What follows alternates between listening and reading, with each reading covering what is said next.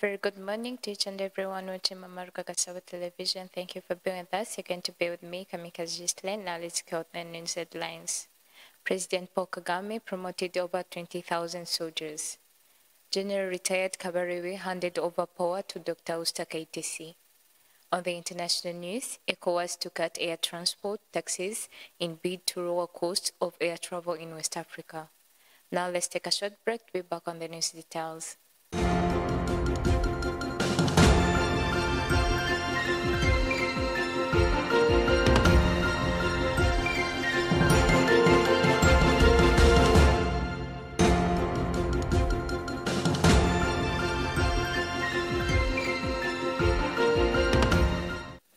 Welcome back. Let's start our news in Rwanda. President of the Republic and Commander-in-Chief of the Rwanda Defense Force, Paul Kagame, has approved a major round of promotions in the Rwanda Defense Force, elevating more than 20,000 personnel across all ranks.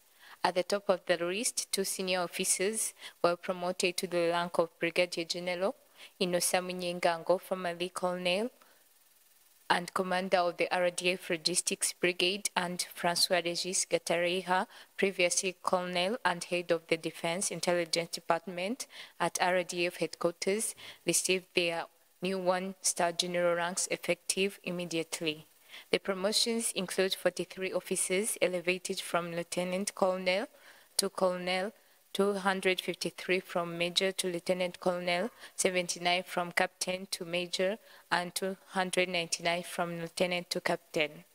In the non-commissioned and enlisted categories, a large cohort of support personnel also saw advancements reflecting efforts to strengthen leadership and reward service within the RDF.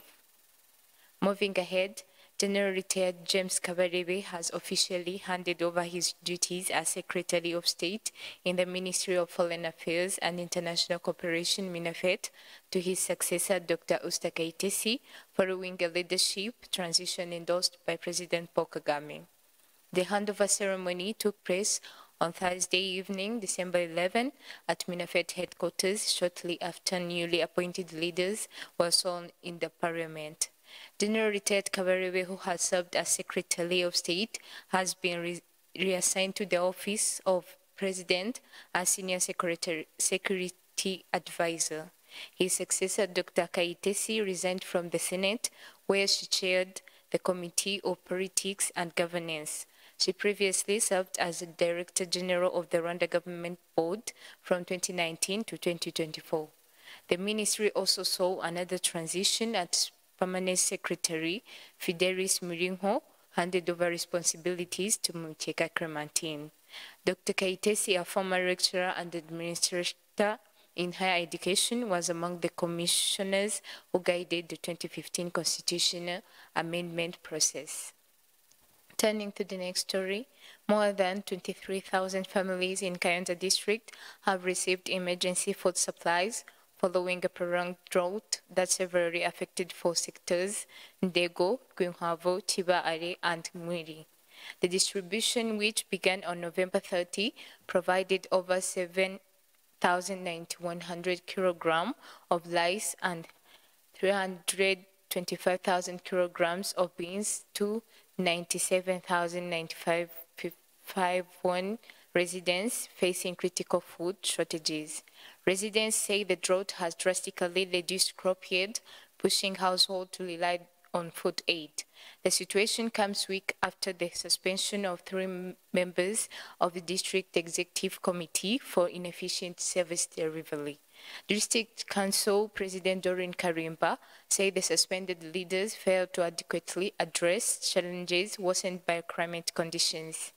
Karimba also noted that areas bordering Akagera National Park suffer the most from seasonal droughts.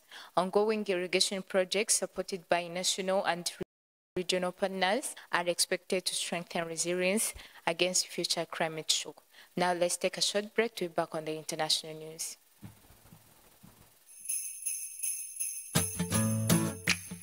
Bakiriya bacu beza, Smart Home yahoze ari Danube Home, tubifurije Noheli nziza n'umwaka mushya muhire wa 2026. muri izi mpera z'umwaka tubafitiye promosiyo ya 25% discount plus free selected gift. Urugero, uragura intebe kuri discount ya 25% tukakongeza ameza cyangwa kabati ka televiziyo cyangwa imisego yo mu ntebe. Uragura igitanda kuri discount ya 25% tukakongeza bed cover cyangwa imisego yo ku buriri cyangwa amashuka. Uragura kandi table à manger kuri discount ya 25% tukakongeza ibisorori cyangwa ibyombo.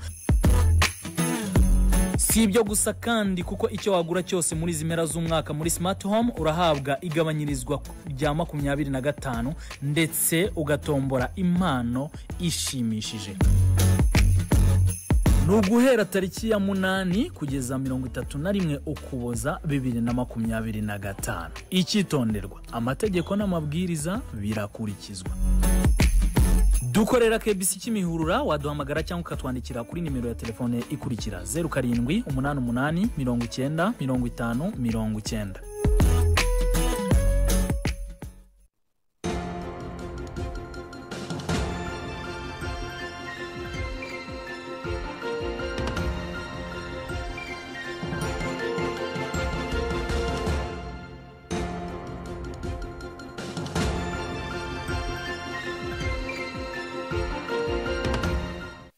Welcome back. On the international news, the Economic Community of West African States, ECOWAS, is set to abolish air transport taxes from 1st January 2026 in a bid to reduce the cost of air travel across the region. Princess Mugisha has more of the story.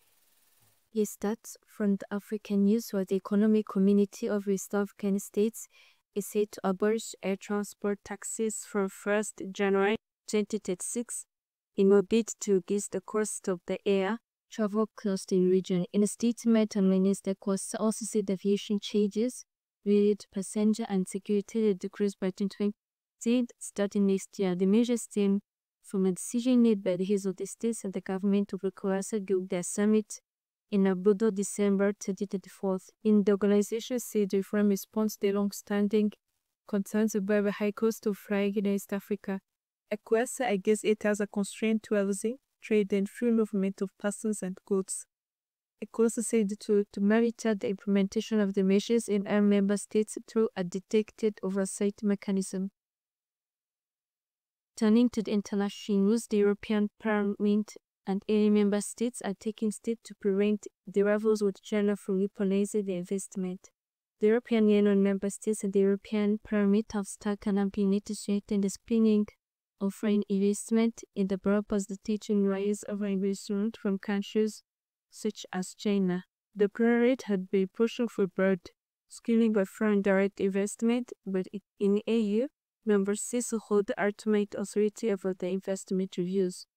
The two have now agreed on a common text that strengthens existing rules. Under the deal, mandatory screening will now cover military equipment, artificial intelligence, quantum technologies, semiconductors, materials, transport and digital infrastructure, and even electric system.